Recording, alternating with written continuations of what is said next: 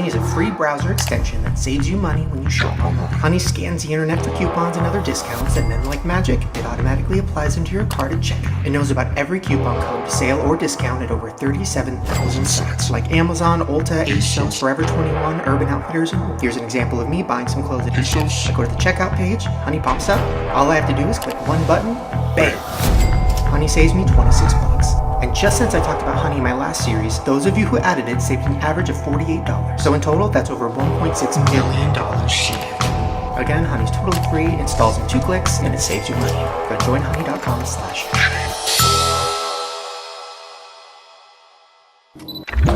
Stop twirling your face. Ew, stop. Are you really filming or are you just practicing right now? I'm really filming. Are you really filming? Are you serious? For no reason, but I am. I love that. You have to be filming everything in case something scary happens, like an alien crashes through the window and goes, all right, it's time. Yeah, exactly. All right, okay. Yeah.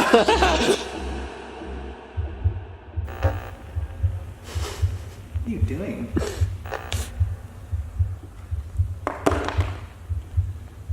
What is it?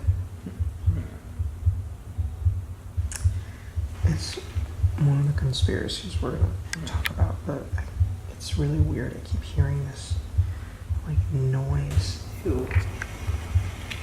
And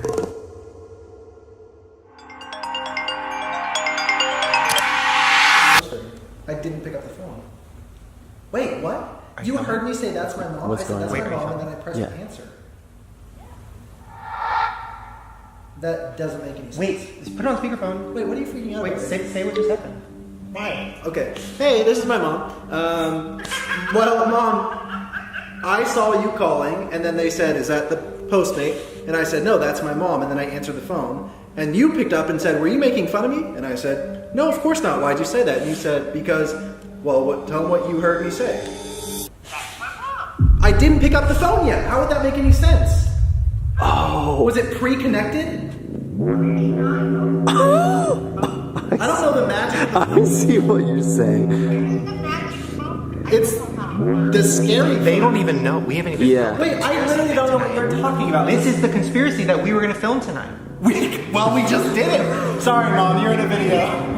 What? That is wild. Well, I don't know exactly what it is yet. The but phone is always listening. Always. that is crazy. How did that just happen, by the way? That's insane. My phone's possessed. Something. The phone was already like recording in such And a I way know where that- it got through to her. Yeah. And I know that she's not lying because I saw him not answer it yet. That was crazy. Yeah. Well.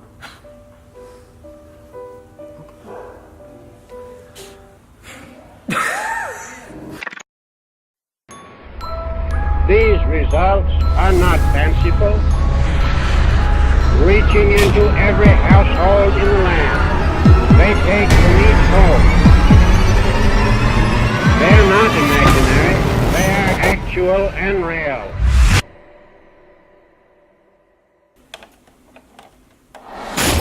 Hey, what's up, you guys?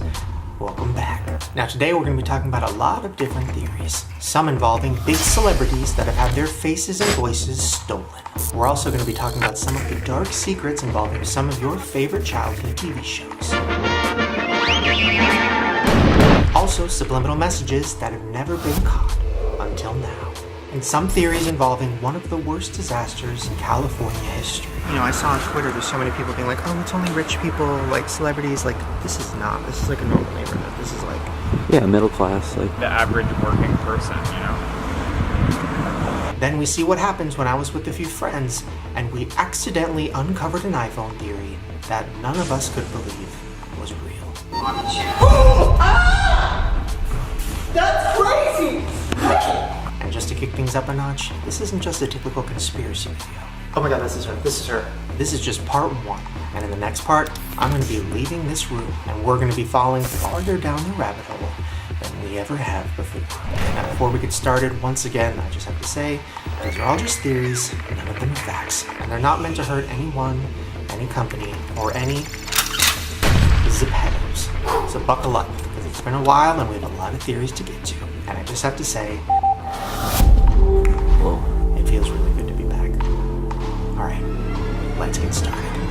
Yeah, it's rewind time.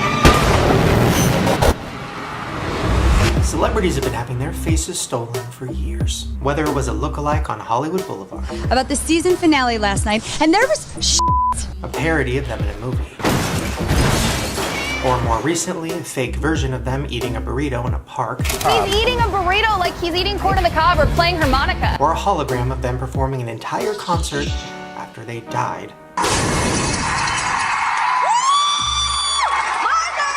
All of this is nothing new, but recently things have gotten even darker, and there's a new way to steal your favorite celebrity's identity. Welcome to the world of deepfakes. So deepfakes is when a computer can put a celebrity's face on any person they want. I know, it's pretty creepy, and for some reason, there's tons of Nicolas Cage ones. Him in Star Trek, him in Superman. In my world, it means hope. well, here it's an S. Him as a dancing Amy Adams. You think I'd lay down and die? Oh no, not I. Or the creepiest one, him as The Rock. Phone was just blowing up, and you get a mix. Now, making a fake digital version of a celebrity's face is nothing new. Usually it's done in movies when they want to bring somebody back from the dead. Actor Philip Seymour Hoffman will live on as his character in the next 2 installments of The Hunger Games after dying before filming was completed. And the one I remember the most, when they created a digital version of Paul Walker's face, they actually used his own brother so that when they put the face over it, it would look even more realistic and even more like Paul. On set, a baseline performance was created with Paul's brothers. There's even a commercial where they created a digital version of Audrey Hepburn. And when you see the commercial, it literally looks like they brought her back from the dead. It's crazy. But nope, it's all just computer magic. So they used women who kind of looked like her, but they didn't. It is all CGI. Now, all of these movies use technology where they have huge computers and it costs millions of dollars and months to create. But now with a certain computer application, this can be done by anyone, anywhere, in a matter of hours, and for free. And it's called FakeApp. We've democratized access to incredibly powerful software. Almost anyone can do it. Almost anybody can do it, and that's a game changer. So FakeApp analyzes thousands of still images of somebody's face, and then it uses that data to create a digital mask that can be placed over any pre-existing face. Now, just to show you how good this is, here's a clip from Saturday Night Live of an actress playing Hillary Clinton. This is going so well. Okay, now look at this clip that somebody made using FakeApp, where they put Hillary Clinton's real face on top of the Saturday Night Live actress. This is going so well. Yeah, it's so real that if you just saw that clip alone, you would think that was just a Hillary Clinton clip. Now, FakeApp isn't just for fun memes and movie clips. No, don't call me baby girl. You don't fucking know me. I'm not your fucking baby girl. Anyways. The most popular category of deepfakes on the internet is deepfake porn. So, are you ready? I know I am. Now, I don't want to get sued, so I'm not really going to show these clips, and if I do, I'm going to show a very small, cropped-in version. Or do you want to see more? But basically, people were using FakeApp and then putting those celebrity faces on real porn stars in real porn videos. And some of them look so real, it's crazy. I'm feeling great. A little nervous. And it has everybody. Emma Watson, Chloe Grace Moretz, even Flo, the Progressive Lady. That's how far this goes. It's free. Wanna try? But it's not just celebrities that have to deal with this. It's normal girls too who have had their faces stolen. Noelle Martin is a girl who had her face put on dozens of porn videos and she had no idea. And then when she found out, it almost ruined her life. This is the deepfake video of me performing oral sex on a man. I don't know who the man is. I think I felt helpless. It frightens me. Now, something that could affect all of us is deepfakes could be used in politics. But take a look at this. That's President Trump's real face on the right, digitally stamped onto Baldwin's performance. Testing. This program can change facial expressions in real time. And now I can create the President of the United States saying just about anything I want. That's terrifying. This is an actual danger. Like, this could be a problem. And it's such a big problem that even Obama himself has spoken out about it. We're entering an era in which our enemies can make it look like anyone is saying anything at any point in time. Or has he spoken out about it? President Trump is a total and complete dipshit. Now, you see, I would never say these things. Someone else would. Someone like Jordan Peele. That's right. That was actually a video made by Jordan Peele to show just how realistic these are getting. Stay woke, bitches. Now let's put aside politicians and celebrities for a second. Think about this being used in your everyday life. Anyone could make a deep fake of any person that they don't like, and they could have it do whatever they wanted. They could make one of their principal, or any teacher, any boss, any ex-friend, or even you. Now this is gonna get really dark. Let's imagine a scenario. Let's say there's an angry woman who just found out that her asshole husband cheated on her. So to get revenge, she hires an actor who has her husband's body type, and she has him come to her house and pretend to beat her up. All while the security camera in the living room is rolling the whole time. Then imagine her finding somebody who's really good at making deepfakes, and then she has them make a digital mask of her husband's face and put it on top of the actor's. Now she has footage of her husband assaulting her that she could use to get him arrested. Sounds crazy, but framing people for crimes is something that's happened since the beginning of time. And with Fake App, it seems to be getting easier. Now, as of now, Fake App is still pretty complicated, but lucky for us, there's tons of similar technology inside the apps on our phone. I mean, just look at the Snapchat face swap feature. Hey, what's up, you guys? It's me, Shane. Oh my god! Oh my god! In a matter of seconds, you can put anybody's face on top of yours, and it looks pretty good. And just to test it out, I put my face somewhere it's never been before. YouTube Rewind. Yeah, it's rewind time. Oh my god. Is this what you wanted?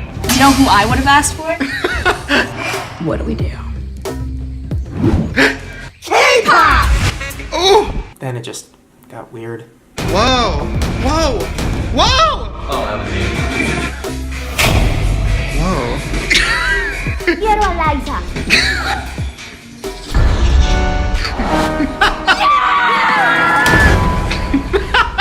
Now, when it comes to the dark world of deepfakes, there's currently no law against making them. And the scariest part is this could actually lead to the end of the world. And I'm not even being dramatic. Just listen to this horrifying and very realistic scenario that was explained by a professor of computer science at Dartmouth. Imagine the following scenario. Video is produced of Donald Trump saying, "I've just launched nuclear weapons against North Korea." My fellow Americans. That video goes onto Twitter and goes viral in 30, 60 seconds. North Korea responds in another 60 seconds. Deep fakes result in war? Honestly, I don't think that's a stretch.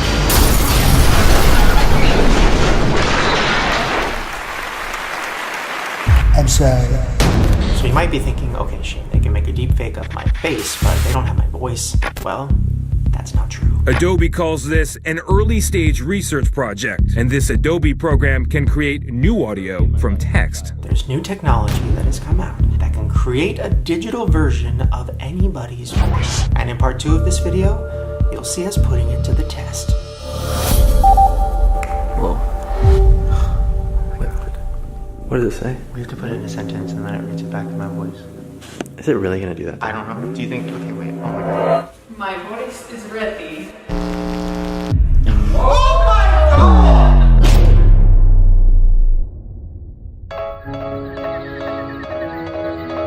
So, are you ready? I know I am. My name is Raquel Roper, and I am an adult producer and performer. You ventured into my realm. Thinking that you were going to have some fun, did you? You feeling creepy already? You want me now? You're upset. You pathetic. Loser. You were going to have some fun, did you? Deepfake. I didn't even know what this was. I was watching Shane's videos. I am a fan, and I saw that he had a new trailer for a series. Then towards the end, I saw one of my videos. Are you ready? And what looked like my face, but it wasn't my face. It was Selena Gomez's face, and I just couldn't believe it. You're taking a person's content who the artists work and you are turning it into something that I didn't want it to be. Selena Gomez has not given consent to have her face morphed into an adult video. I don't know where this video came from. I don't know who did it or what, and there is no way for me to take legal action against this, and I think that's what the scariest part of it all is. I'm just shocked. I just don't think that people realize how harmful it can be. It can really affect people. Allegedly, Selena Gomez have a secret sex tape. I would totally watch that. In a lot of different ways.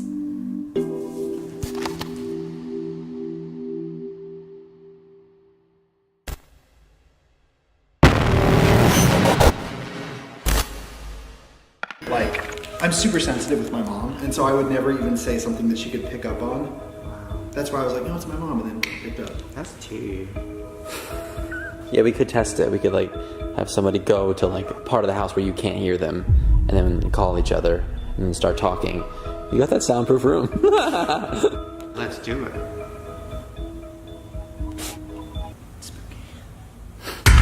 All right.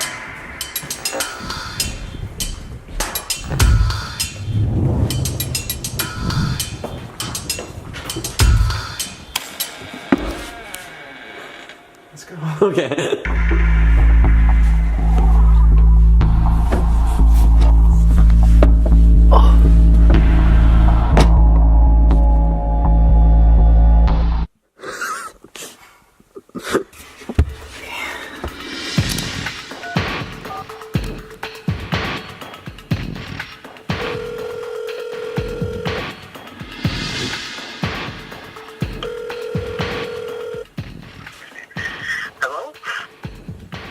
I just heard my hello?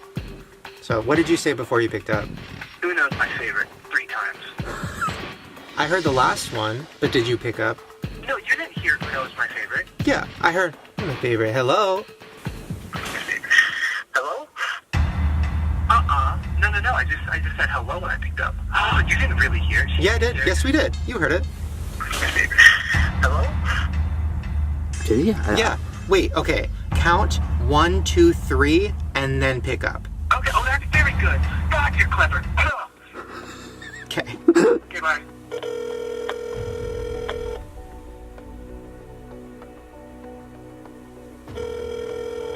Hello? Anything? No, I just heard hello.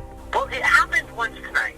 We literally all experienced it together. So let's try one where we switch it. Okay, sounds good.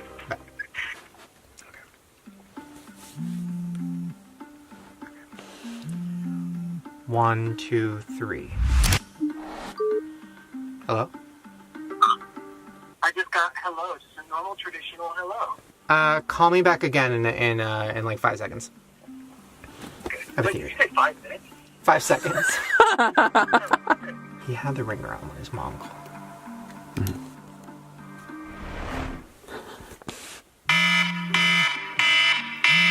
1, 2, 3.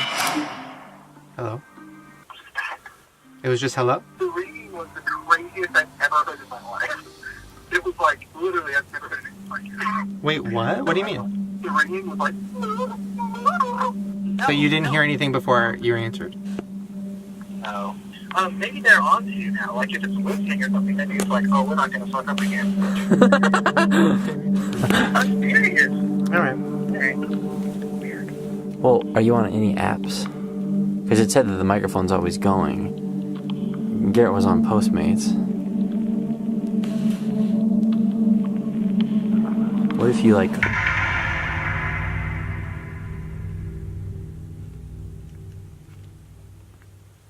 Okay. So when he got that call from his mom, you saw that he hadn't picked up the phone yet? That's so wild. You want to show him the live photo thing now?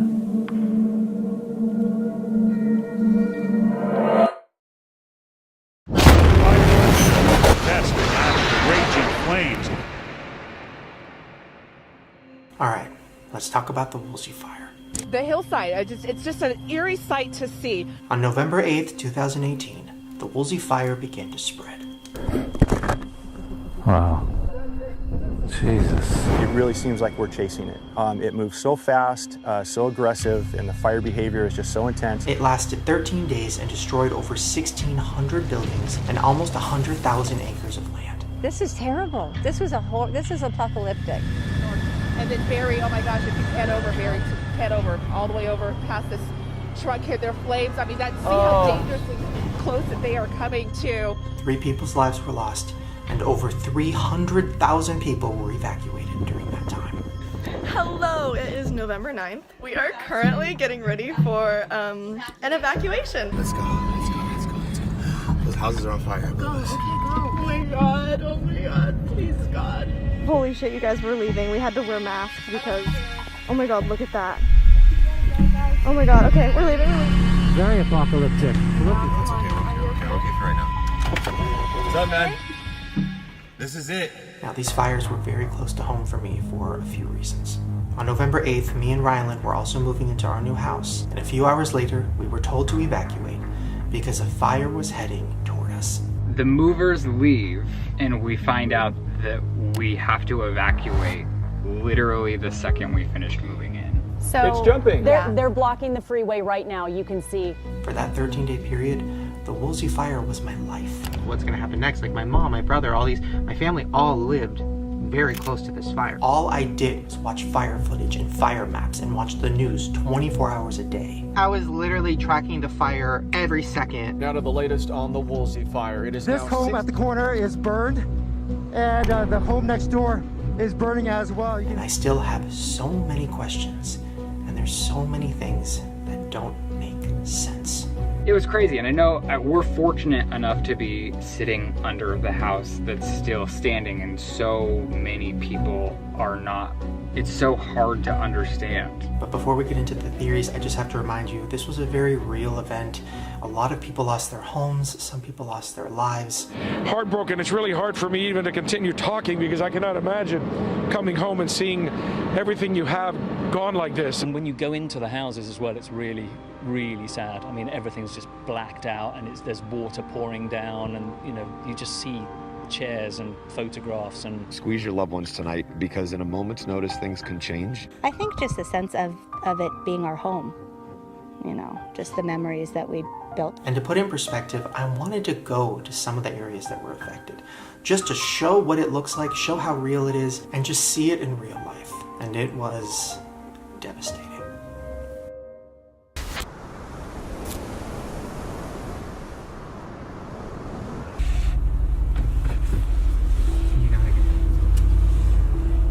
I'm pretty sure it's the exit off Las Virgenes. That's not a gated community.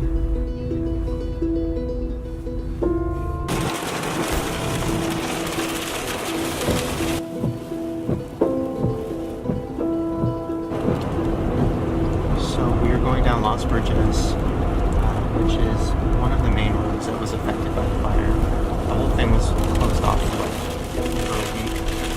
I haven't seen any of this stuff in person. No. Is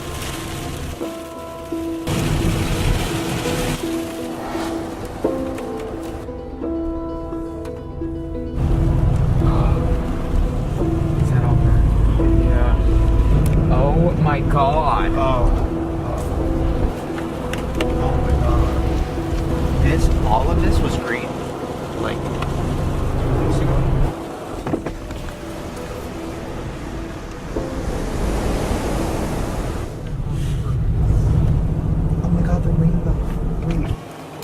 Can you see it? Can you see it? That's crazy. That's a mountain that's like black from the fire, and look at the rainbow. It magically stopped raining right now. That's crazy. Wow, can you smell the air quality right here? Yeah, what is going on? Immediately got really bad. I have a friend whose whole neighborhood is gone. Like all the houses on his street except for his, which is crazy. But he can't even move back yet because they have to do a whole clearing out the neighborhood and testing the air and making sure it's safe, and it's gonna take him weeks. So he just has to wait. Can you imagine living in a neighborhood that all the houses are gone except for yours? That's so scary. Mind-boggling. So how does that happen? How does every house on the street catch fire except for one. What does that mean? He wasn't protecting it. He wasn't, hosing it down. It just didn't light. This is what I was telling you. Like my doctor's office is. This was where shit was like bad. So we're going into a neighborhood where some houses burned down. I don't want to be disrespectful, but I do want to see this in real life because I feel like when you see stuff like this on the news, it's like hard to comprehend it.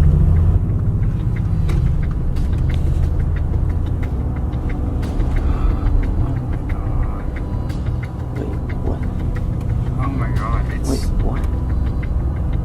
Oh my god. Oh my god. Oh my god. Oh my god.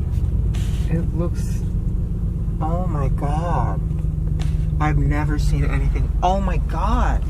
Look at... Oh my god. I've never seen anything like this in my life. Oh my god. Oh. I like feel not even right being here. How? Can we park? Is that like... I don't know. I don't want feel people like, I don't know to if be these mad, but like, neighbors this is like... How? Oh my god. It's so crazy because like look at this house across the street that's just not even touched. Not even touched. But then 10 feet away is that. What does that mean? I don't know.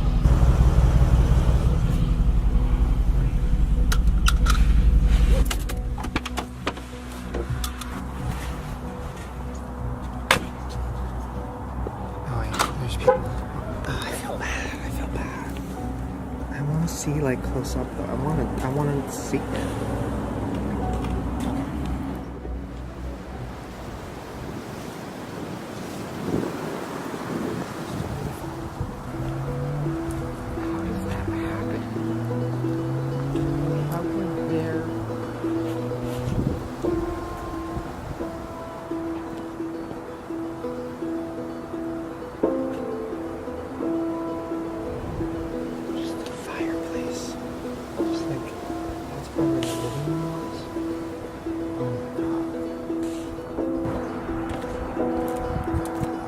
That house is gone on the corner, and the other ones are fine. This over here, and all of those are fine. This is like, I mean, I'm not a scientist. Sorry, I was like putting the camera down. Something.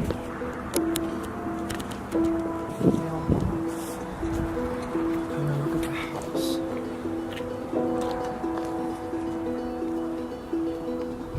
It's like their front door.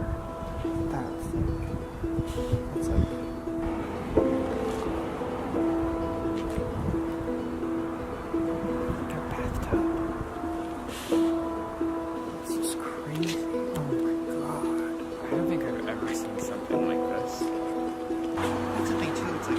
I saw on Twitter there's so many people being like, oh, it's only rich people, like, oh, fuck the rich people, celebrities. Like, this is like a normal neighborhood. This is like...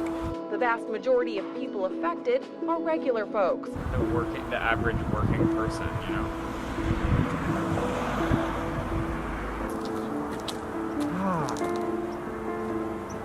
Fuck.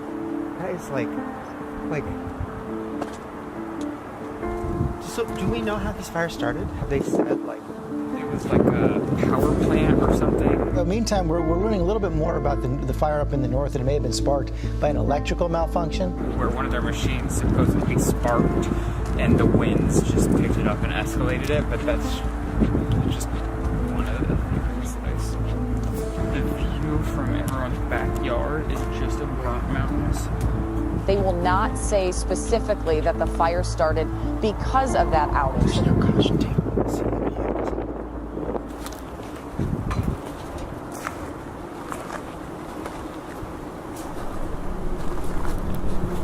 Jesus, look at the shit.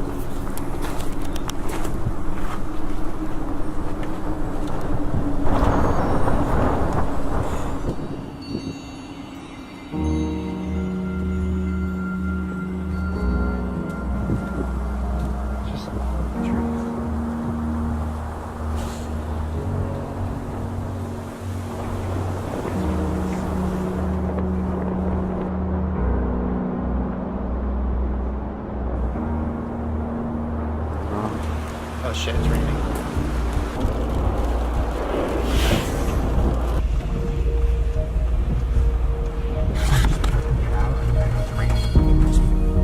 Just pulled over because there's a park, like playground. Like, this is where all the kids in Calabasas, I guess, come to play. This is like, I mean, look at the mountain in front of it.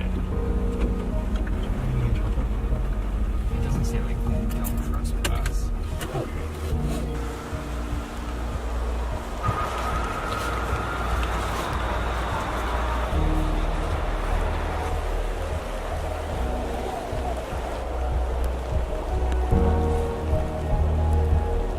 Horse is like an outfit. Jeez. Alright, let's just get out of here.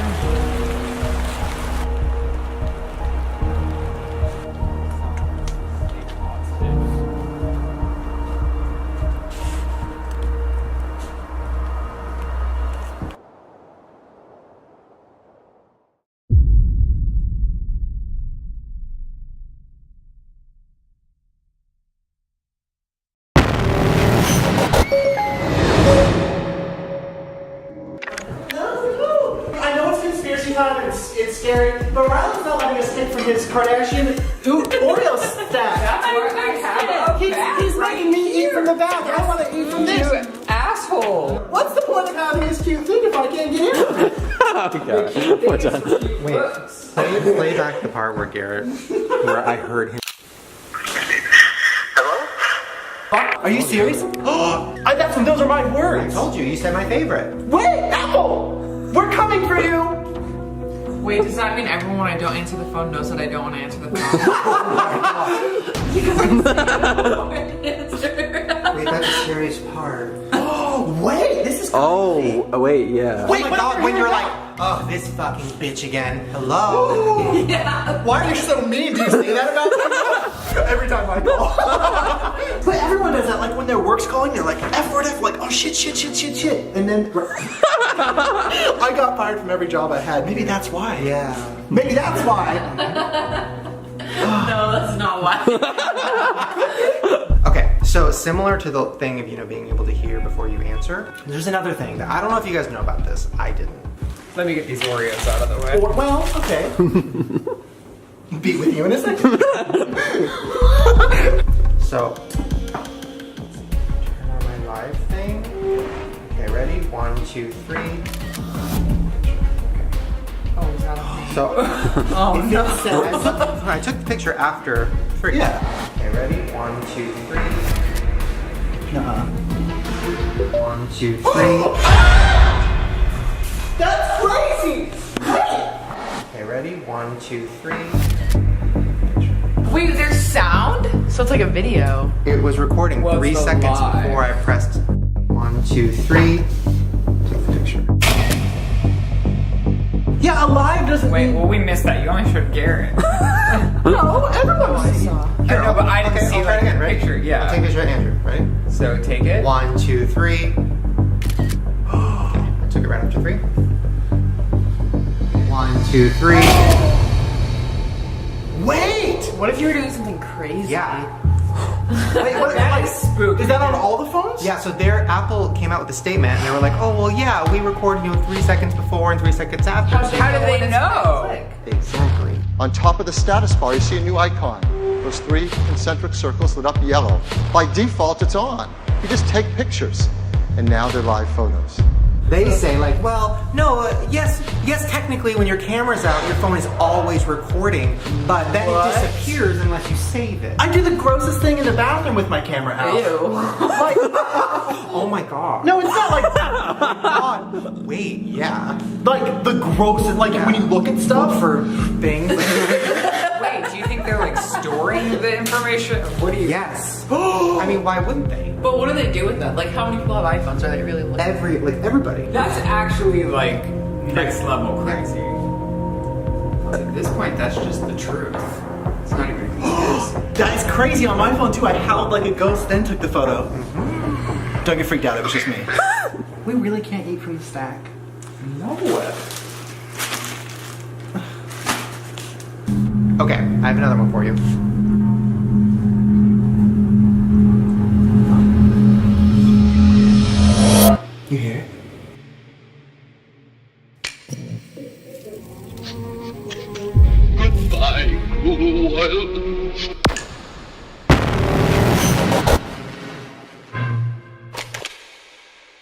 gonna warn you, this next theory is dark, and probably one of the most unsettling ones we've ever talked about on this channel. And this theory starts with subliminal messages in children's shows.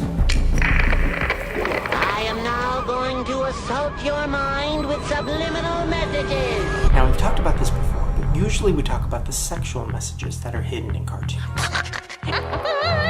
By far, SpongeBob SquarePants has the most. There's jokes about prison, don't drop 'em, Patrick licking a pile of sand, and plenty more. Who wants to lick my cheeks? But those are all just jokes and clearly hidden for adults. Oh yeah. But there's a lot of other darker messages that have been hidden in this show, and most of them involve suicide. I can't seem to get happy. Maybe this will help. That's right. In a 2001 episode called Are You Happy Now?, Squidward is seen suffering from depression. Wake me when I'm dead. There's scenes of him walking around in a dazed state, and there's even scenes where it looks like he's trying to kill himself. Like this one, where he puts his head in an oven. I just can't seem to get happy. But by far the darkest moment is when SpongeBob goes over to his house to make sure he's okay. Now I'm really worried. And then he says this. Well, at least we know he's still alive. Yeah, that might be some of the darkest shit I've ever seen on TV, let alone a kid show. But it's not just this episode. There's tons of other episodes that have suicide references too. What's the point of going on? There's an episode where Plankton tries to get himself hit by a car. Go away, cheesehead. Can't you see I'm trying to get run over? There's an episode where SpongeBob stabs himself to death. In ancient times, one would fall on their sword by way of apology. Yeah, that's almost glorifying suicide. There's even an episode where a character goes to kill himself, and then they say this. Someday, but not today. Someday, but not today, making it seem inevitable. But then, as I was looking into it, I found that suicide references have been in a lot more cartoons than just SpongeBob. Here's the ending scene from a Looney Tunes cartoon called Bare Feet from 1949. Well, there's still one way out. I'm going to be free. Free at last. Yeah, free at last. Once again, glorifying suicide, making it look exciting. We died together. And there are hundreds. Oh my goodness. I'm gonna blow my brains out. I mean, Bugs Bunny. Daffy Duck. There was nothing for the Scarlet Pumpernickel to do but blow his brains out. To which he says, Woody Woodpecker. if I had a gun, I'd shoot myself. Daisy Duck. Goodness, I didn't want to live. And a bunch of cartoon episodes just ending with characters killing themselves for no reason.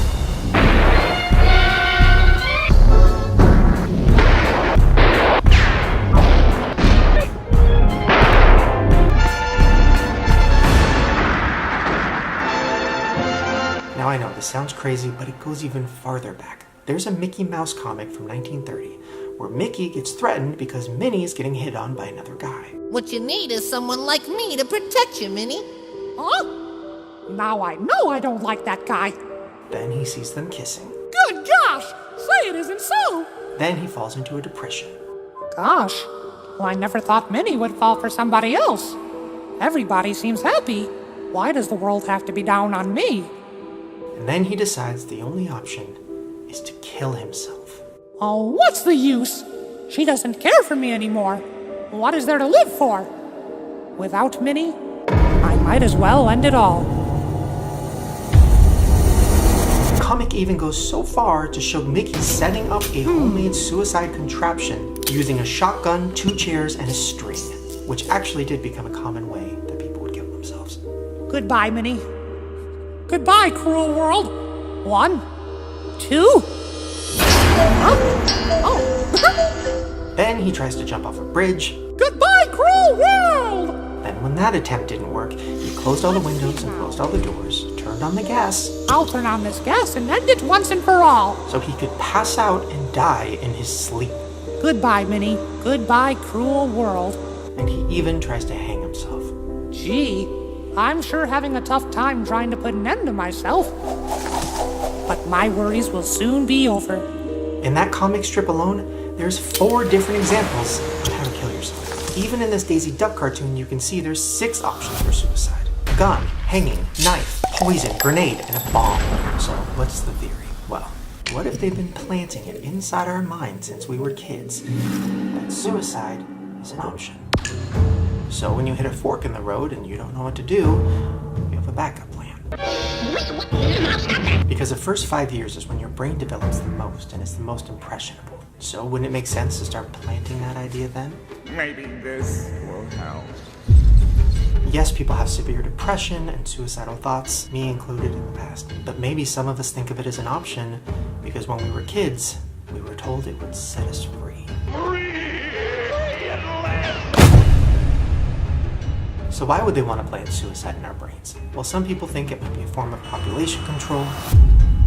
Some people think it's to keep society in a weak, depressed, and fearful state. Because a weakened society is easier to control. I mean, think about it. We have kids who are depressed, and then we're medicating them and putting them on pills, and then sitting them in front of a TV where they're watching their favorite cartoon character kill themselves, and also making it seem exciting. Goodbye, everyone. I'll remember you all in therapy.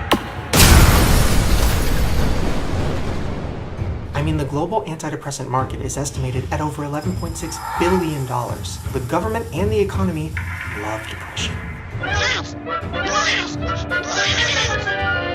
And we also glorify things like money, fame, success. Is that what you're going for? I mean, I'd love to be a billionaire, sure, why not? Guys, we are washing the Supreme Ferrari right now. Who pissing on their money? Ain't nobody doing that shit like me, fuck boy. So if someone happens to not achieve those things, now in the back of their heads, they know that suicide is an option. I reckon I ain't got no alternative. I mean, just think about the board game that was targeted to us as kids. Anything can happen in the game of life. The game of life, where the goal is to succeed, and if you don't, you lose. Where will your choices take you in the game of life? You can be a winner at the game of life. To win the game of life, you need to make money. So select my pick. Get famous. Be a movie star. Do better than those that you're playing against. I made $50,000 in the stock market. I went to the poor farm. That's live. Literally, the commercial says, I mean, come on. And in the original version of Life in 1860 that was created by Milton Bradley, it literally had suicide on the board as an option. That's live. Now, it's not just suicide that's being poured into kids' pure, very moldable brains. It's darkness in every single form. Just think about the games we used to play as kids. Ring Around the Rosie. Ring around the rosy. A game about people who died from the Black Plague. Ashes, ashes, we all fall down. London Bridge. London Bridge is falling down. A song about a huge bridge falling and killing everyone below. Iron bars will bend and break, bend and break, bend and break. Ouija, a game that makes it fun to contact evil spirits in your house. Look, it's spelling something. Go ahead, ask another question. This is too weird. You are moving it. You guys are around, right? It's too weird for me. Then, of course, you have Twister. A game that's marketed as a way for you and your friends to get way too close. Twister, the game that ties you up in knots. I can't even imagine the amount of creepy uncles or cousins who have wanted to play that game on Thanksgiving. Twister ties you up in a knot. A game that pretty much grants anybody permission to wrap their body parts around you. It's wicked hot. You gotta get it. It's the hottest game around. You gotta get it. Ties you up in knots. The best games in the world. And then, of course, you have the darkest of them all, Hangman. A game where you have to guess the correct word or your little stick figure will be hanged. And the darkest part is that this classroom game is actually based on a real-life game from the 18th century. Criminals that were sentenced to death by hanging would play a game called Right of Words and Life. So the game would start during a public hanging where the executioner would choose a word. And the criminal would have to guess the word by choosing letters. And if the criminal guessed the word right, then he would live. And if he guessed the word wrong... Game over. Hangman. Let's go over it.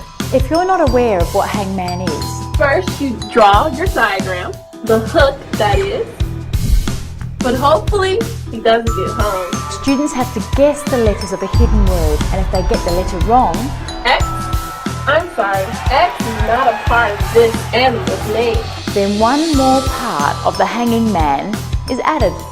Now it's the head. Once you finish off the body, that's the end of the game. You decide you want him to smile, although he probably won't be smiling on a hook. The most messed up part about all of that is that almost all of the criminals at that time were illiterate, which means they didn't even have a chance, and that game was just a way to publicly humiliate them before they died. And it's not just games that have dark undertones. What's the first thing you remember hearing as a kid? Nursery rhymes. Rockabye Baby, a song where a baby's cradle is swinging in a tree and then the branch breaks and the baby falls to the ground. Humpty Dumpty, a song about a guy who had a great fall and nobody can save him because he's dead. It's raining, it's pouring. He went to bed. The guy hits his head and then dies. And bumped his head and couldn't get up in the morning.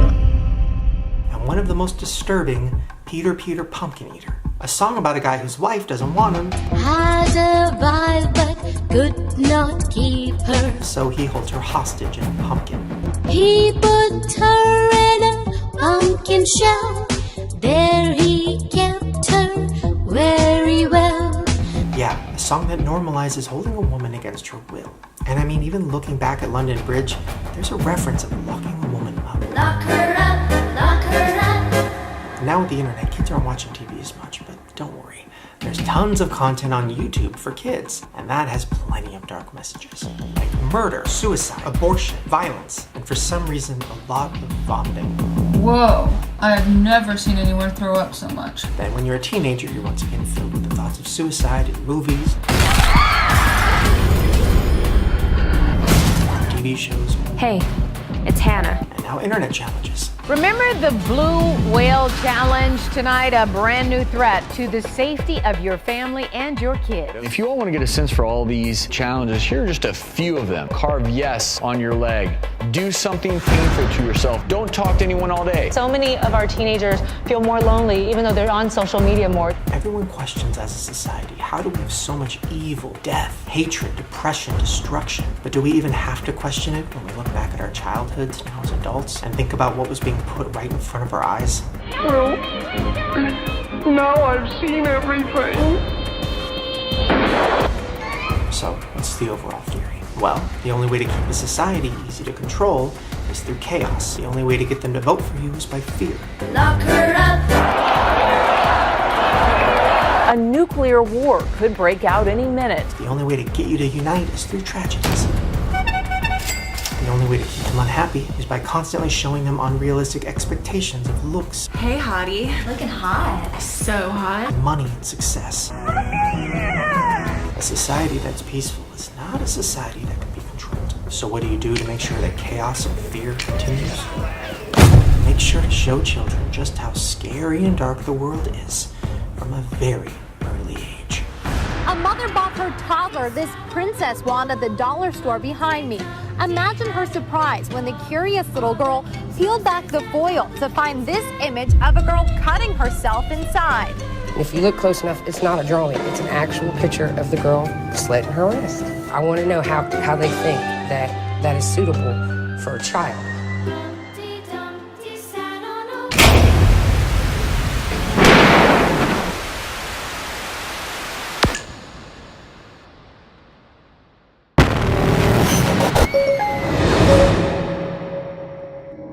Okay, so there's this app called Zepeto. You heard of it? Oh, the people! Yes. Yeah, there's like memes like, okay, I saw this meme with like a gross popsicle that was melted, and then the package, it was cute, and it was like me in real life, and then me and my Zepeto. I'm messing this up. Okay, well, Zepeto, there's a theory that it's actually tracking you, and that it's listening to everything, and it's recording everything, and it's like, actually like kind of a scary app, and a lot of people are deleting it. It's for kids though. It is stalking you through your phone. If you don't believe me, just sit there and listen to it. You will hear breathing.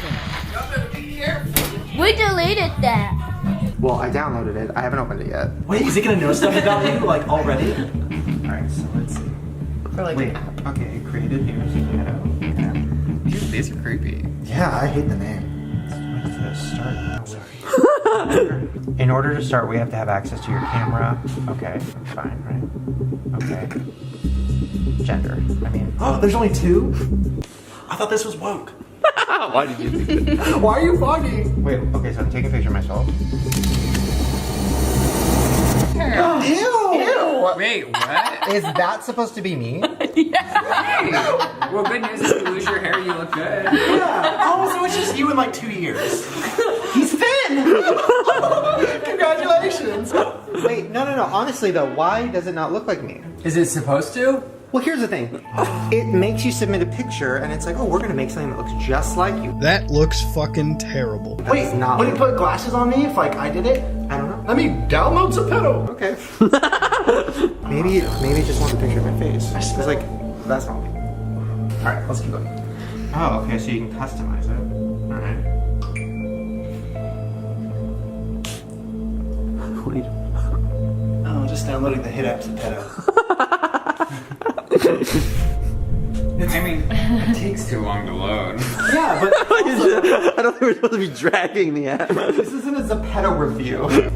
And that leads us to our first sponsor of the day. Wow, it's free and it looks really colorful and fun. Wait, where am I? Oh, no. Would you find others in the street? What does that mean? That looks like Erica Costello. I mean, it did. I'm just saying. Wait, please. Hello. Wait, what is this? You're talking to people? Oh. Okay, I'm on the street. Whoa. What do I say? Oh, they're all speaking other languages. Okay, well. Ew, look what it did to me! Isn't that gross? Okay, now here's the other scary part. So the reason people think it's tracking you and might be listening is because while you're playing with the app, if you put your ear to the phone, you'll hear static or white noise. I do! Do you? Oh! You hear it? It's small. Here, listen. Yeah, it's like a little like crumbly noise off in the distance. Oh. And Wait, can I hear yours? What does static mean though? Like, what is that? Well, that's the same noise that you'll hear if your phones are tapped. Oh! Maybe I can ask them a question. Oh, and they'll answer in a text. I mean, it makes sense, right? If you're an app developer and you're just like, wow, it's like the real world or something. They're like, I'm not an app developer. Do you work for Zepeto? No, I'm just saying, like, I'm sure it's probably is it in their like disclaimer? Are you talking to them? Are you talking to them? Oh, it's post-me delivery now. Dropping over items. Wait, so do you think like someone's on the other side of the computer right now talking to me? Yes! Oh! Like, hey. Ask them something. Ew, they're probably like getting our coordinates. Delete. So that static noise that you hear when you're playing this app, you can actually hear that same static noise pretty much all the time with your phone. I'm scared. I mean, I don't hear it, but I'm still scared. Wait, do you really not hear it? Because I hear it all the time on my phone. What are you doing? Well, are you on any apps? Because it said that the microphone's always going. See? Mine, I turned my app off. You still hear it? Weird! So Wait! I don't know what that means. I mean, I guess it means that the phone's always listening, but we already knew that. Because think about it this way. When you say, hey Siri, how did she hear that? She must be listening all the time. Why don't you have to turn that feature on, the Hey Siri feature? Well, Or doesn't do matter. you? Well, it doesn't matter. Because, hey Siri, like that means to hear that, she has to have been listening the whole time. Everything. Right? Yeah, but Apple's pretty forward about that. They say that they only go with that phrase and then only what you say. Ooh, yeah. Yeah, we're a bunch of That makes sense. It's falling apart as I say it out loud. Yeah, because it's like, well, yeah, she hears that phrase because she's listening to everything. And oh no, but we don't save any of it. But I mean, I'm sure how they the hell do probably we know? tell us they do. You know that 50-page accept thing that nobody's That's ever what, read? yeah. It might be in there. Yeah, it's on like page 37. Yeah, I mean, I'm not gonna read it, and this is like a conspircy video. Neither is I'm too lazy. Oh my god. That whole thing? 50 pages? Wait, Zepeto is freaking me out. Cut to them in a marketing meeting just being like, let's add white noise, we can get a Shane Dawson conspiracy. Oh, that's the thing. Literally, they're just like, he'll do it, we know this queen.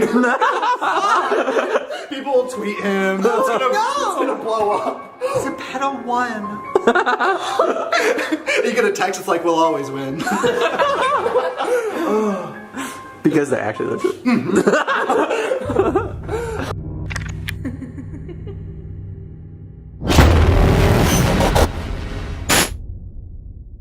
So, there's theories that some companies have been using Google search to hide some of their dark secrets. One of the creepiest examples is Disney possibly making the movie Frozen just to hide the fact that Walt Disney might have frozen his body after he died. Thank God you heard me. I'm Walt Disney. Now, a lot of people say this is a rumor. Is Great Uncle Walt frozen underneath the Pirates of the Caribbean? He is not. We don't have him in an ice cube tray in the freezer, and no. According to the president of Cryonics Society of California, Walt Disney wanted to be frozen. These are some of our patients. We call them patients because we don't regard them as dead people. There's people in those cans. And he wanted scientists to be able to revive him in the future and possibly give him immortality. I'd give anything to be there with you. So if we could see through these, we would see people just kind of like floating like this, or? Now, of course, the majority of people think this is all just weird science that will never work. Scientists are freezing endangered animal species. We have fully frozen wood frogs. Their hearts are stopped, their brains are flatlined, yet they're still alive. But the most amazing thing is the fact that the wood frog comes back to life. Immortality might be ours if we could manage to do the same. We don't have that ability yet. Now we have this medical miracle. A Pennsylvania man found frozen to death. And then, over the next few days, miraculously, his heart started beating on its own. No, I've never even heard anything like this. It's amazing. His body was frozen solid. He had, of course, no pulse. Their hearts are stopped. He's got no brain activity. Their brains are flatlined. His body is frozen solid. Yet when the body heated up, the body came back alive. All those cryogenics people are going to... We can live forever. But you're going to shed a few happy tears. I mean, think about it. Anybody searching Walt Disney Frozen from 2011 and before were only looking to see if Walt Disney had his body or head frozen. So how would Disney hide those search results? By making a worldwide hit film called Disney's Frozen is officially the highest grossing animated movie of all time. I mean, just look at the search results from 2011 and before. Yeah, pages of information about Walt Disney's head possibly being frozen. And then look at the search results now. It's completely frozen.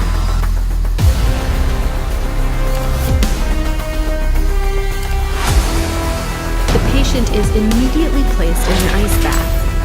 Certain patients choose to preserve their heads alone. Heads alone.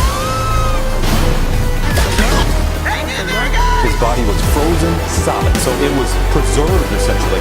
When the body heated up, the body came back alive. I'd give anything to be there with you. But this seems to be one of those times I'm tied down here at the studio night and day.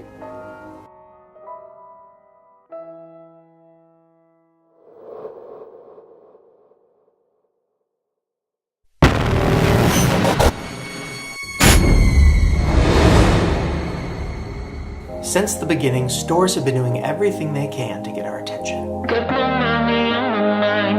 How to get on the first page of Google in 24 hours. Store after store after store, marking down merchandise. Sending you endless amounts of coupons. There's gotta be an easier way. Two senior citizens got into a fight at a Costco over a free piece of cheese. You're gonna love this story. But before you go searching for those slashed prices, going out of business sales. Going out of business. Going out of business. Going out of business. Going out of business. Going out of business. we have an alert for you. Don't mess with my cheese, bro. Your dream HD TV. This is a sale of epic proportions. Extra discount is running out. Running out to the bare wall. Everything they can to get our attention. By order of the U.S. Bankruptcy Court, going out of business. Some great deals in the store. Sign says it all. Everything must go, and unfortunately that means the employees too. The prices are great. No, you come in and it's just overwhelming the amount of toys. 25 years. No severance. That's heartbreaking. At every Toys R Us and Babies R Us across America. Across the country, some 31,000 employees are looking for new jobs. You're not going to get deals like this anytime soon. 33,000 employees that are out there without a job with no severance pay. Think with the heart. That is extremely heartless. It's a great time to start shopping for Christmas. As these workers who become close friends comfort each other. We need to go to Toys R Us. Selena Rawson is one of 31,000 Toys R Us employees losing their jobs and their benefits. Selena has cancer and is in the middle of her second round of chemo. By me having this cancer, I can't get health insurance. I tried. Don't mess with my cheese, bro. You gotta come. But one of the scariest tactics that stores use to get you to spend your money is subliminal messages. Psychology says red catches the eye. The color yellow encourages them to eat more. Catches the eye. Eat more, eat more, eat more. Just look at this video of somebody that found something hidden in a KFC commercial. The 99-cent snacker is it?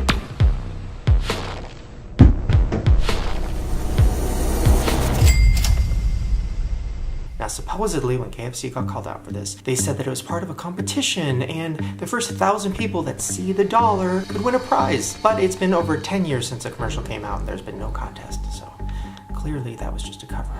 Catches the eye. Now, many studies have been done on why KFC might have done this, and all the answers lead to KFC wanting us to subconsciously think about low prices when we think about their food. But it's not out of the ordinary for a fast food chain to do this. Just look at what happened 10 years ago when McDonald's got caught doing something even sneakier. Okay, so we're sitting here watching Iron Chef America. I noticed the screen blink red. Slow motion forward, frame by frame.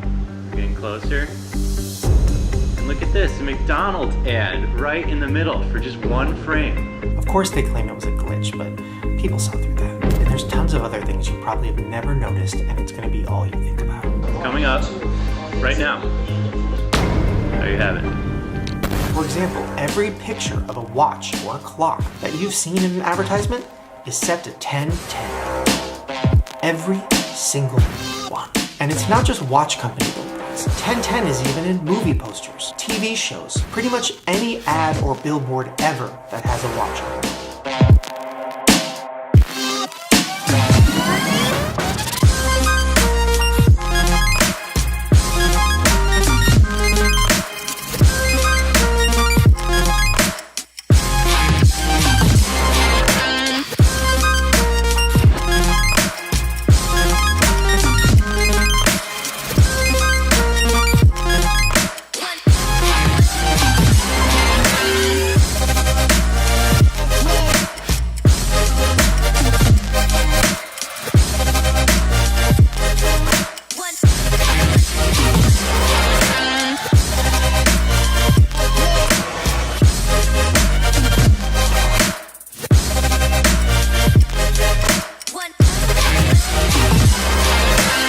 When your little Lionel engineer finally calls it a night, how do you think he'll want to get up in the morning? The Lionel Train 100th Anniversary Alarm Clock. So order now.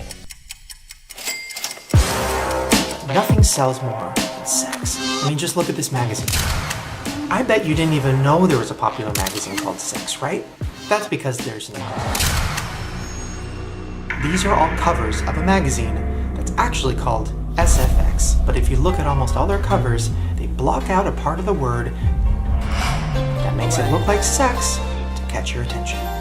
I will make you scream my name. I know you make me do the same, girl. I will make you scream my name. I know you make me do the same, baby. Make me scream your name. Now, this doesn't bother me that much until I saw that they were putting kids on the cover. Yeah, having the cast of Stranger Things in front of a big, bold sex feels too far for me.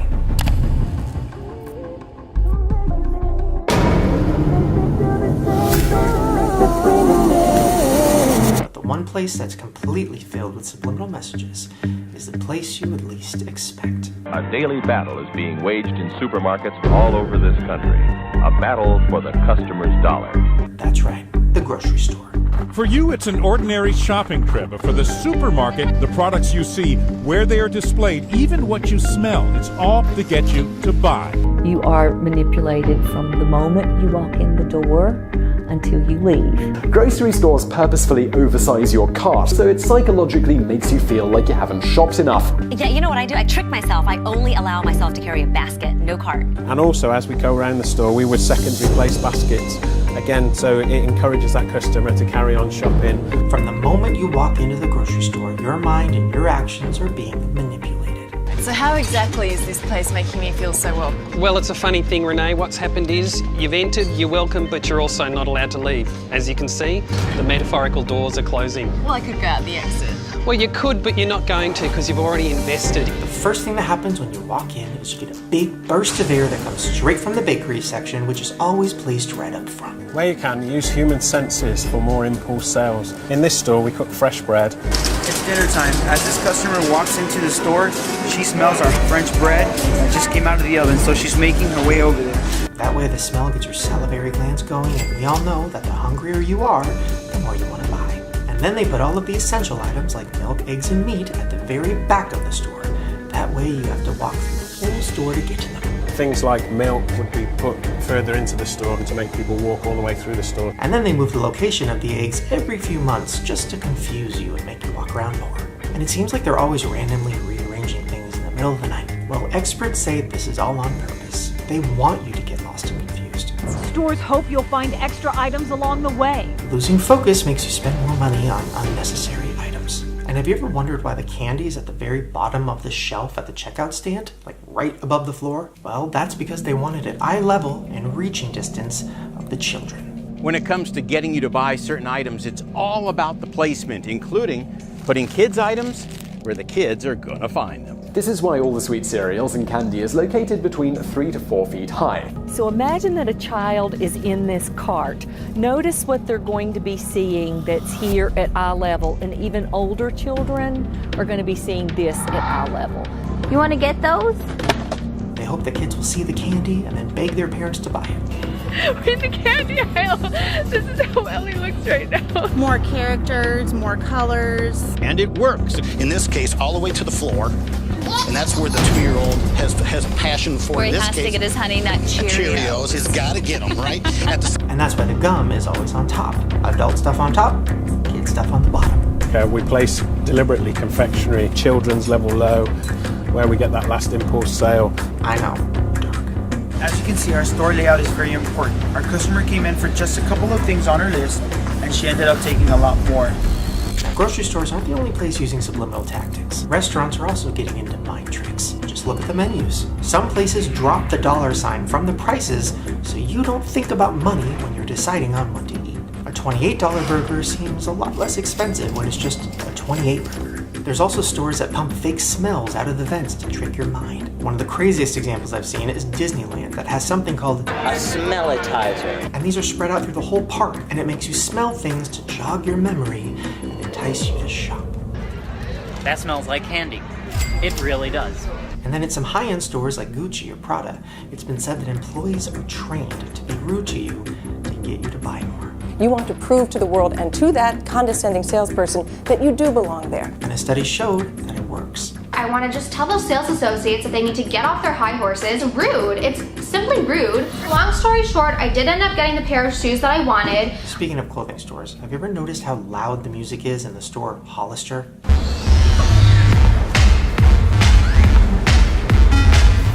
Yeah, and it's not just that one. It's in every Hollister. There's videos from all across the country at different Hollisters, and all their music is blasting. Well, the reason they do this isn't to make it feel like a party. It's because the louder the music is, the more likely you are to buy something that's overpriced. When the music is soft, you can think about the price and decide whether or not you can afford it. But if the music is super loud, it can disorient you and make it hard to think. Then the bass makes your heart rate go up and gives you the same feeling as having anxiety. It's loud music. I'm like, I can't talk to anybody. It's so freaking loud in here. I see what you got this loud, obnoxious, stumping music.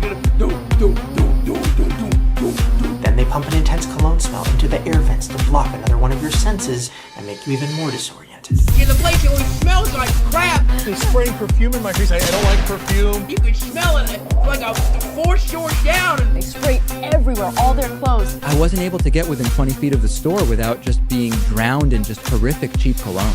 Yeah, it's bad. Then you look around the room and see pictures of hot guys and hot girls wearing the clothes and living the life that seems so much better than yours. Then you look up and see a mirror that they placed right in front of the shirt rack so that you can see how much worse you look than the models on the walls. Because what else is the purpose of having the mirrors right there? I mean, you're supposed to change in the dressing room, right? And then the song changes to something even louder and faster, and you give up, and say fuck it, and you buy the expensive item, and you leave. It says Hollister. Now, I wanted to go myself and see if Hollister was still using all of these tricks, so I went to a mall near my house to check it out.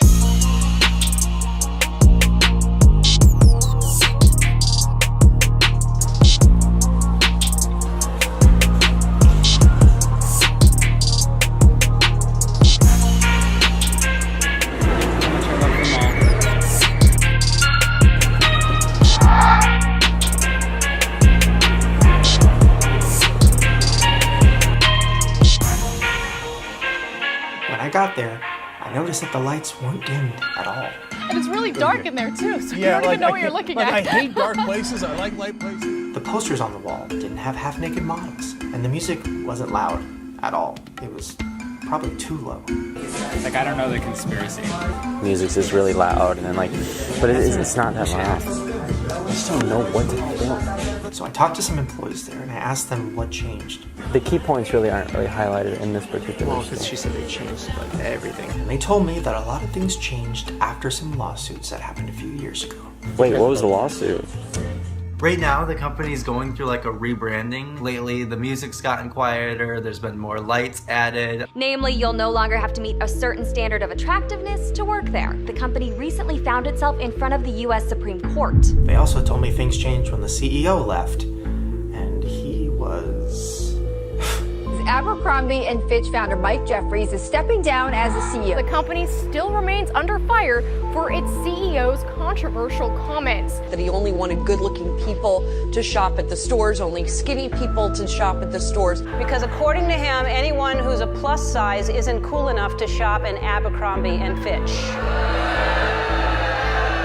Let's talk about him for a second. The former CEO of Hollister also owned Abercrombie & Fitch. You know Abercrombie & Fitch, the place where they had shirtless guys standing outside of the store to entice you to come in. Oh, I'm gonna do this.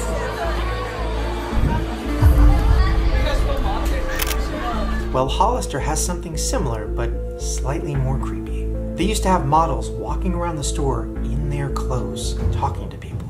I went for an interview for a model position. And basically, model just walks around folds and, looks cool, like too cool for school and looks bored and all that. Now, since the lawsuit, they changed the name from model to brand representative. And here's a job description I found online. A brand representative inspires others through a charismatic and sophisticated presence in the store. They engage customers in a genuine way to drive sales. They wanted everybody working there pretty much just to be models. They wanted all the sales clerks to look like your biggest high school crushes. My manager specifically told me, only talk to people who are attractive. If you don't think they're good looking, don't bother going up to them. And it kind of was the same exact process when it came to people applying as well. And I haven't been offered a job once. What's up with that? I like to work. I swear to this guy looks me in the eyes and says, I don't know, probably because you're not attractive enough. The least attractive model, they would have them be in like the clearance section. But jokes on that guy, because I did end up working at Hollister. It was in the back doing stock where they keep all the ugly people. But hey, I still got the job. Here's a clip of a former employee talking about the interview process. It's not a real fucking interview. It's just to see if you're good looking or not. And just to show you how creepy the CEO was, these are actual quotes that he said. A lot of people don't belong in our clothes. That's why we hire good-looking people in the stores. Good-looking people attract other good-looking people, and we want to market to cool, good-looking people. We don't market to anyone other than that. We only retail to the cool kids. Hello, hey, where are your cargo pants? We don't want fat people wearing it. We don't want this. We don't have them. Why? But we do have cargo pants. But we told them we didn't. He also said, I don't want our core customers to see people who aren't as hot as them wearing our clothing. When they have stuff that's ripped, They refuse to donate their clothes. He'd rather burn unused clothing than donate it. They'll burn it because they don't want less than cool people wearing the clothes. Who the hell is Mike Jeffries to tell you what is and isn't attractive? I was shooting like went through the door, like all these salespeople turned to look at me like I was a fucking freak, like I didn't belong there. Also at Abercrombie, jeans and ripped skirts used to only go up to a large. They essentially just don't want overweight women wearing their clothes. This is the absolute largest size you can buy there. Fuck you people! I can't fucking believe this shit! It's just shocking, the kinds of things he said for no reason. That means no extra large for girls and definitely no XXL. You only want to sell your clothes to rich, young, attractive, hip people that they wear. Fuck you! That's bullshit! I don't know either. I'm throwing away all my Abercrombie right now, sir. I got no horse in this race, except the guy seems like a douche.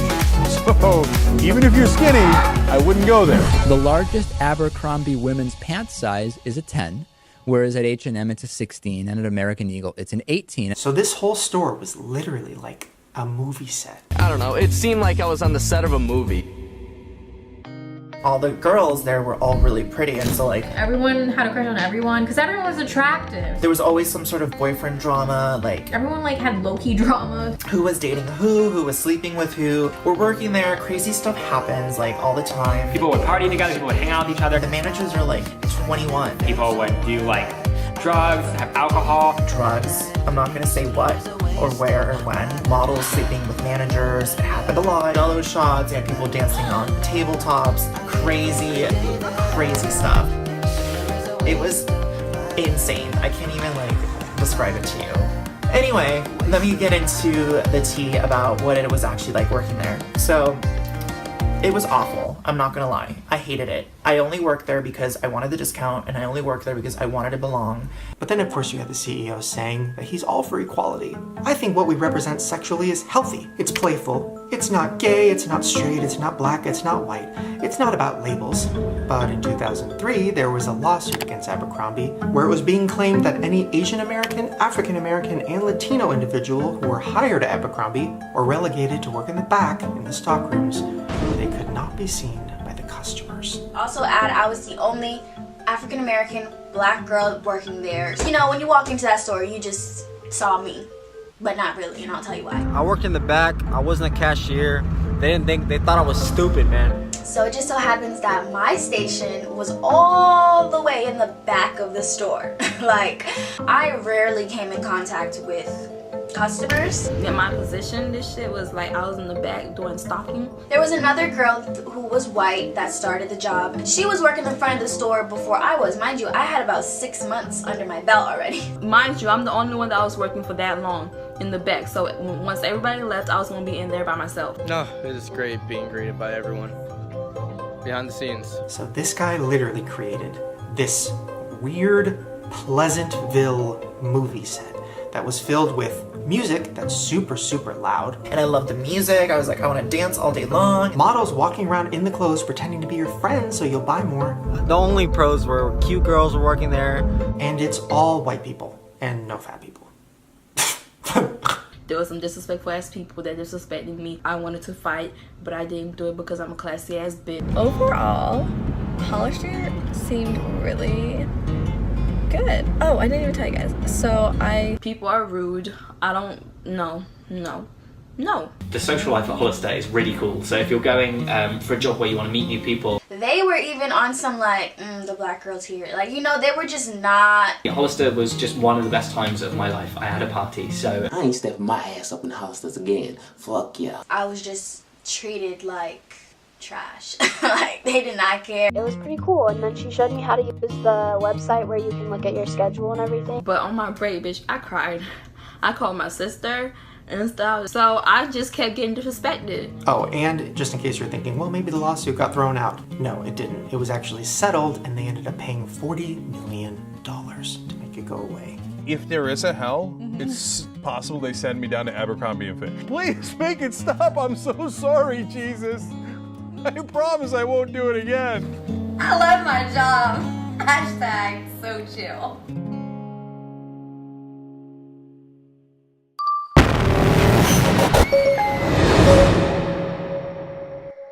But But like, how the hell are we supposed to believe that? Like, why wouldn't they say that everything? Because they're like, okay, listen, like, yes, people probably are gonna find out that they're always being recorded. We have all the footage, we have everything. But Got to remember the Apple keynote being like, all right, you found our tea. no, but seriously, they've made us so dependent on these that it doesn't even matter. Because we're still gonna use it. Because like, we can't live without it. I can't.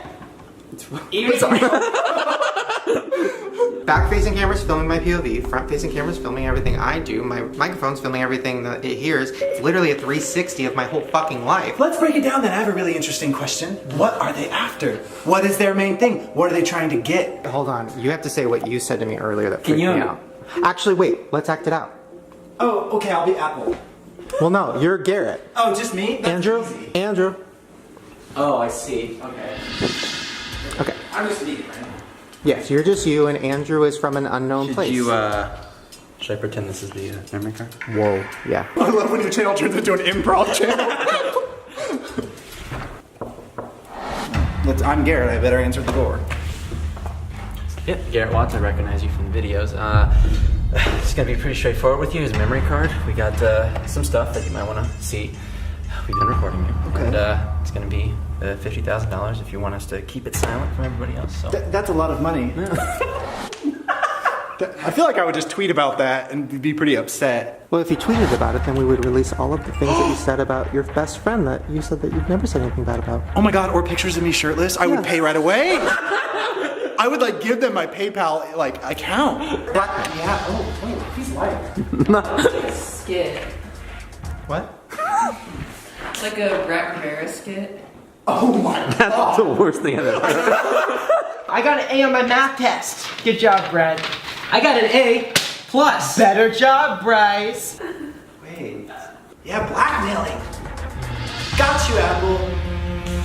You never. Or do they got you? Oh, that's where you edit, that's where you cut, and everyone's freaking out. Think about it. What is the apple from? Adam and Eve, and they're God. And what happened when Eve took a bite out of it? And she probably went, oh God, this is great, but she got in trouble. Yeah, it sent them both to hell. And what is the Apple logo? Oh, an apple with a bite. Oh, they are freaking me out, and you are too. I'm Eve. And I was sent here to warn all of you. Oh my God. Don't buy the apple. Wait, too late. Get an Android. I would rather go to hell than get an Android. Like, take my pics, take my info. I'm not getting an Android.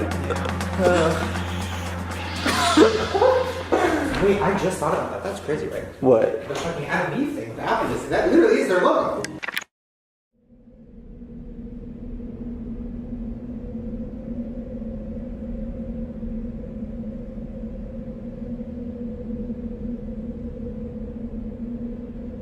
They are just theories, not facts.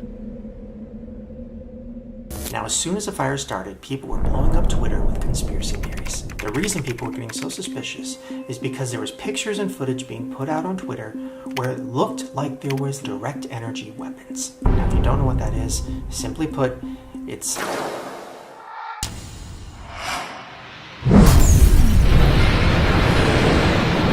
That's right, lasers. Now, if you look at some of these pictures, it does look like there is lasers coming from the sky and striking the ground. Now, the theory isn't that they're coming from outer space. The theory is that they're coming from military aircrafts, and it's very specific to where the lasers are hitting. It moves, by definition, at the speed of light. And it can be used against a variety of targets. It's more precise than a bullet. It really is a point and shoot. We see it, focus on it, and we can negate that target. You know, you just have to emphasize, you know, if you snap your fingers and the fire can blow up that quickly, it's almost instantaneous. People think that the government might be lighting certain locations on fire for a reason. All right, this is not going to be pretty. Now, you could say the pictures are photoshopped or that they're just fire tornadoes. But then this video started to spread. I'm gonna try to stop it right at the very beginning of the fire. This is a video of a man who is watching the fire movement on a fire map. It's because I found something that looks pretty, I don't know, incriminating if you ask me. Now there's a moment where he saw something that looked strange. It's about ready to start. All right, see that? And when he slowed it down, he realized what it could be. See if you noticed what I noticed pretty much right away. Okay, right here. You see that line, folks? And those are all energy flashes. And I don't know if it was direct energy weapons or what it was. And there's our strike. And then the fire starts. You see it? Now, another reason a lot of people think that direct energy weapons might have started some of these fires is because of the aftermath. Have you seen the video footage of the destruction of these fires? If you look at overhead footage of the neighborhoods that were affected by the fires, you'll notice that the houses are all burned to the ground, but then there's trees and mailbox surrounding them that are untouched. Can you see what I'm seeing right here? All the structures are burned down with the trees still standing up. How did the fire weasel its way into these nooks and crannies? This is unbelievable. I believe that directed energy weapons are being used. What other options could there be besides a high torch directed energy weapon? Give me a freaking break. This was a forest fire? This was a forest fire? This was a forest fire? There's none that I could think of. They are out to take our lives of us and our children. Can you say directed energy weapon? The only way you can do that is to superheat the inside, which you can do with a directed energy weapon. Also, the fact that there's neighborhoods where there's one house that's burned and then the rest are fine, or 3 houses in a row that are burned and then one right next to it that's totally fine. Over the road, another house completely destroyed, and behind it, a home that is relatively untouched. What's going through my mind is my neighbors have all lost their homes but mine. It seems like the fire is selective. It's incredibly effective at what it does. We see it. One house is burnt down. Focus on it. Target lock. Next to a house that's untouched. And we can negate that target. This is startling evidence of a directed energy attack. So this house survived, Starbucks survived, but right across the street, this place got trashed. Right next to them, they survived. It's just weird how this just picks and chooses. Been through a lot of these scenarios. This one's a shocker. Real lasers, one of the key advantages that they provide is that they are invisible. You actually can't see them. You just see this damage suddenly starting to blow something up. Came out of nowhere. Goodbye. And it's not just lasers. There's theories that some of the fires might have started from inside the house. Firefighters had already been there. They thought they had put out the flames there, but a massive flames broke out inside of the condo complex and spread from one to the other. It's hard to tell from the outside. Now, if you look at the news footage, you'll notice that some houses are burning from within, and the outside is always the last to burn. Now, it could be because the roof caught on fire first and fell inside, but it also could be because appliances inside the house might have been overpowered on purpose. Think about it. What's one of the items that's in every house that we all know is super dangerous, but we still have it? That's right, microwaves. Just think about how easy it would be for, I don't know, an electricity company to purposely overpower any house they wanted to make sure that that microwave combusted. And that microwave is right next to the stove, which is full of gas, which would explode. So what you end up with is something like an explosion.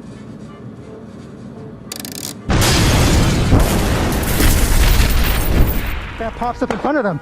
Okay, so we're gonna back up just a little bit when we hear that popping noise. Which would then cause the entire kitchen to catch fire, making the house burn from the inside out, leaving all the trees and grass outside fine.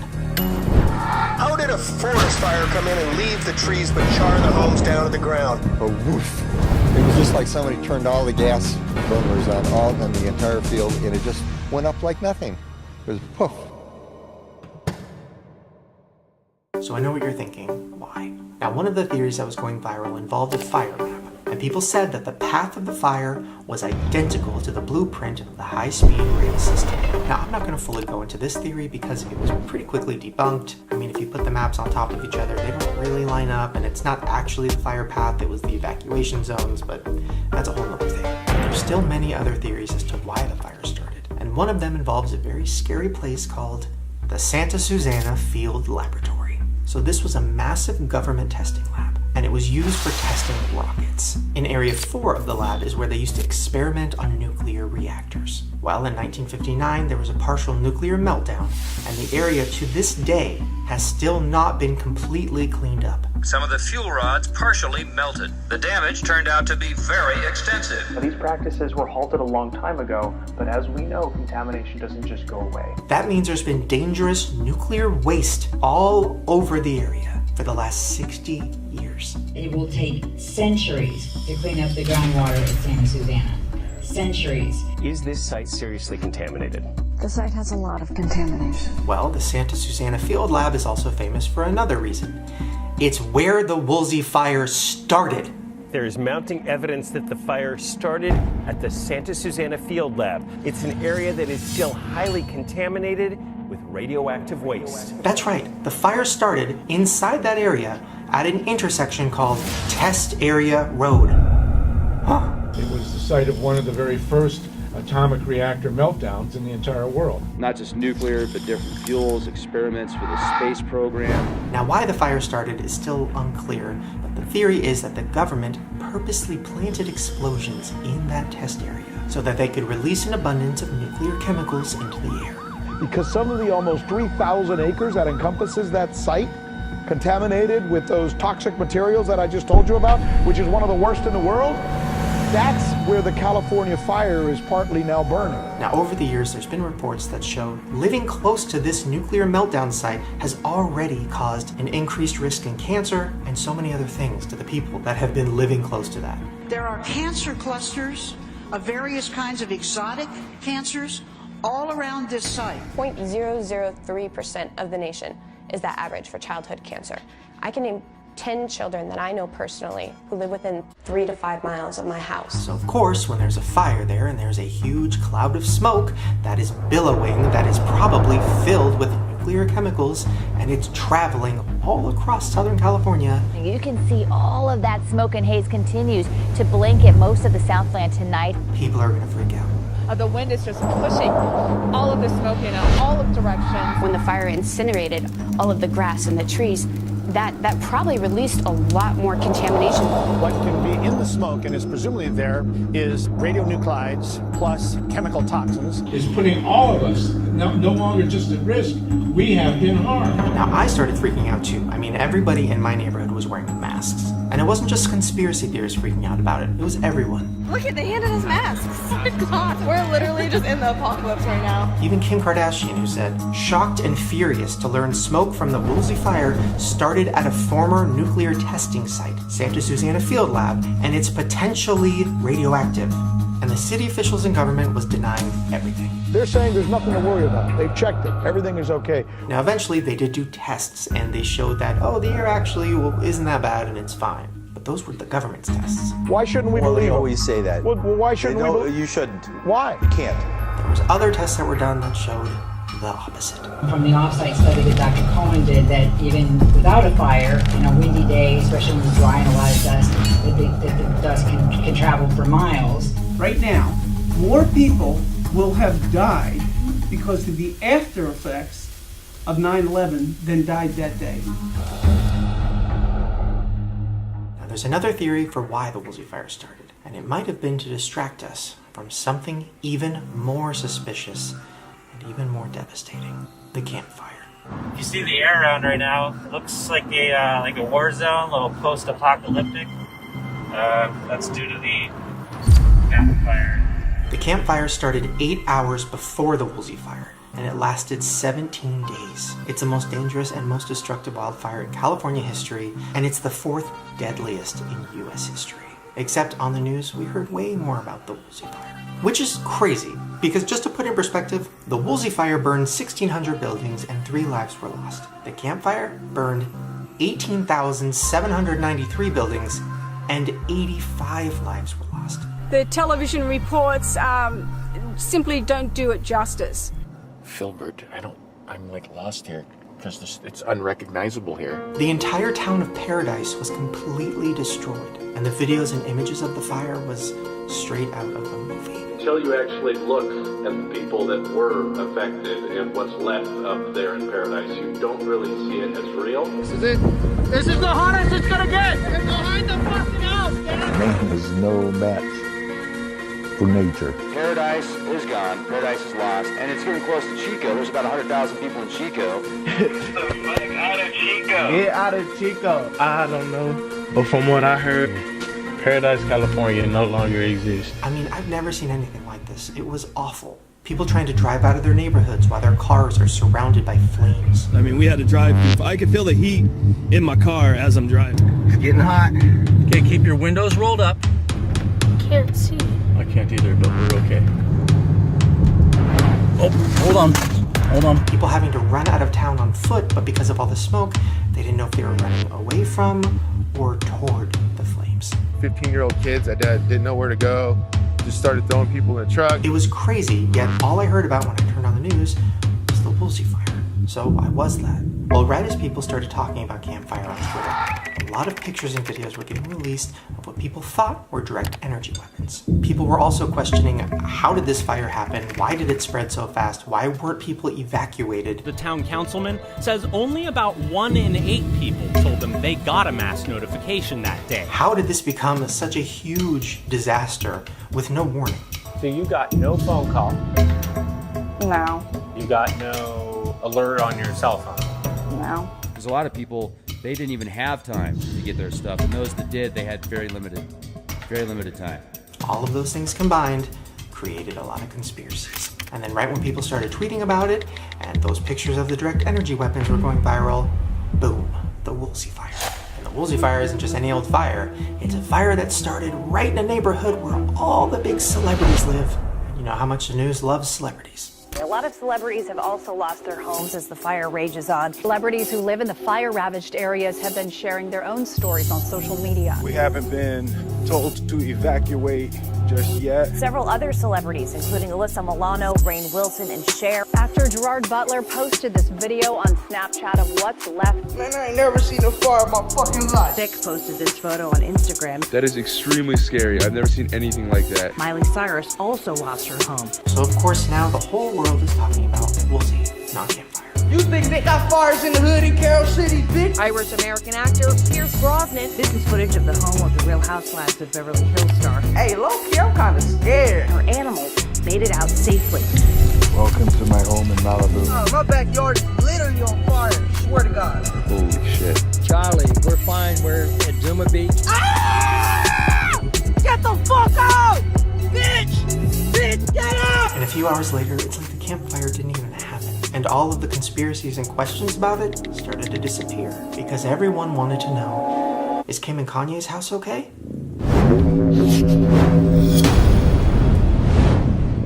Heavenly Father, please help us. There was an image of this giraffe that I guess everyone knows there, Stanley the giraffe in Malibu. It really stirred up, there were celebrities tweeting about Stanley and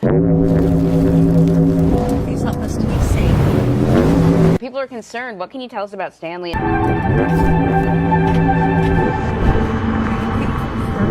Well, Stanley is kind of an infamous giraffe. If you go on Instagram, very, very popular.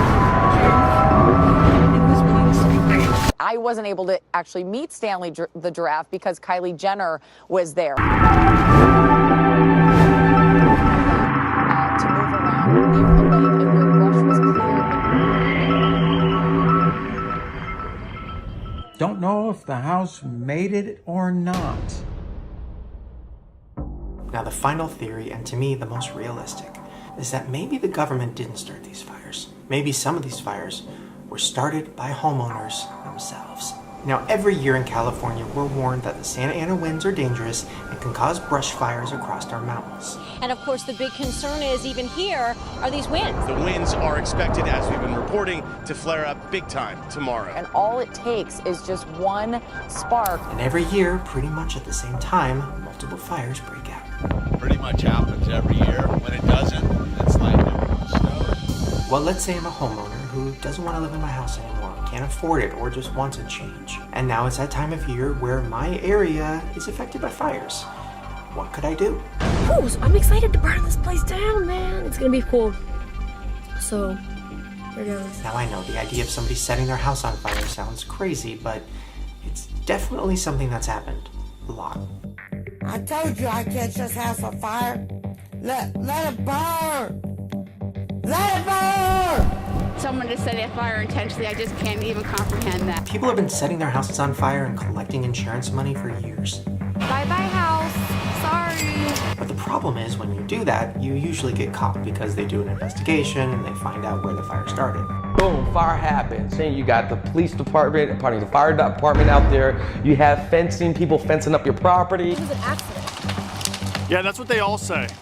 What, cooking? But if you lived in Southern California, and it's around that time where the Santa Ana winds are picking up. And for now, insurance companies are acting very quickly to help those in need in these wildfires. And there's already a huge fire warning within a 50-mile radius of your house. Until that comes back on and these winds die down, this neighborhood will remain under evacuation. Technically, if your house did catch fire, it could have just been the winds or an ember. The embers could end up being picked up by those winds. Or a hot spot, and nobody would question it. Oh no, not again. It's okay, Betty. Your insurance covers fire damage. And you get a huge payday.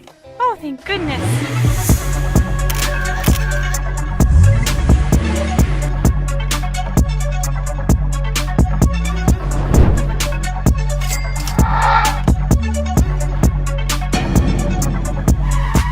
If I were an insurance company, I would definitely be thinking about reducing the number of customers I have in the state. Now, I talked to somebody who's very well versed in the home insurance world, and they told me that this theory isn't that crazy. So I'm going to act out exactly what he said to me. It's definitely not uncommon, Shane, especially when you're in a neighborhood that's overpopulated with ducks. And then I said, ducks? Yes, ducks. When you see ducks, they're so serene and so calm, and they look like they don't have a care in the world. Imagine how easy it must be to be a duck. I know, they got like no concern. They're floating around and just trying to follow the crowd. But if you look just beneath the surface, their legs are moving fast. They're just trying to stay above water. They're panicking. They can't pay their bills. They can't pay for their house. Their feet are just going. They spent all their money on Gucci. The IRS is gonna come. They're so desperate. So what do? They have wonderful web feet to propel them along. And then he said, the first thing I thought when I saw the fires spreading to Calabasas, the land of former rappers, bankrupt musicians, ex-reality stars, and actors who can't get cast anymore. You're stressed out, you know, and you're looking for some kind of way to kind of escape the darkness or the finances, right? Ducks. The Woolsey fire has destroyed homes in so many communities, Calabasas among them. So that's most of the theories. Direct energy weapons, electric companies making our appliances explode, government wanting to make room for better and bigger things, the railway clearing a path, government wanting to distract us from things we should be really focusing on, and of course the idea of insurance fraud. Now there's a lot of theories and not a lot of answers, but one thing is for sure, this was devastating and it was very real and so many people need help. So I'm going to be putting links down below, and there's a bunch of ways that you guys can help those who were affected. And hopefully soon we find out why this happened.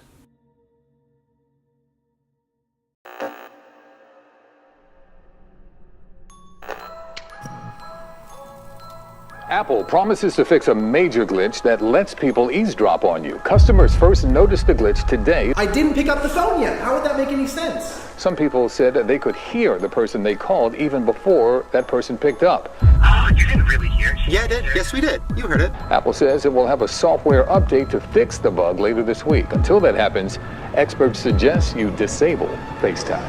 1, 2, 3.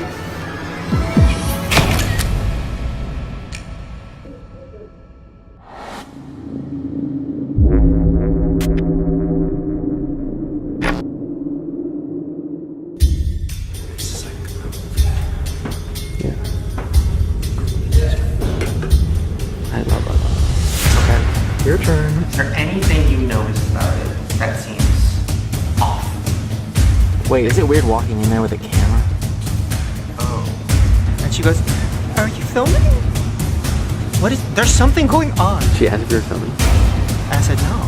And she's like, no, it's, it's just crazy back there. And I'm like, what is on there? Yeah, I did hear what she said about that. Well, she has to find out. I'm pretty sure Claire already did. Yeah, but he's that good. I'm scared about talking about this on my channel. Good thing you have security cameras.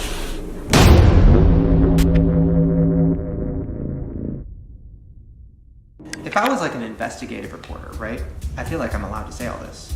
I'll send it to my lawyer. Because, that's just the facts. Right. No, wait, no, it's not. It's just an opinion.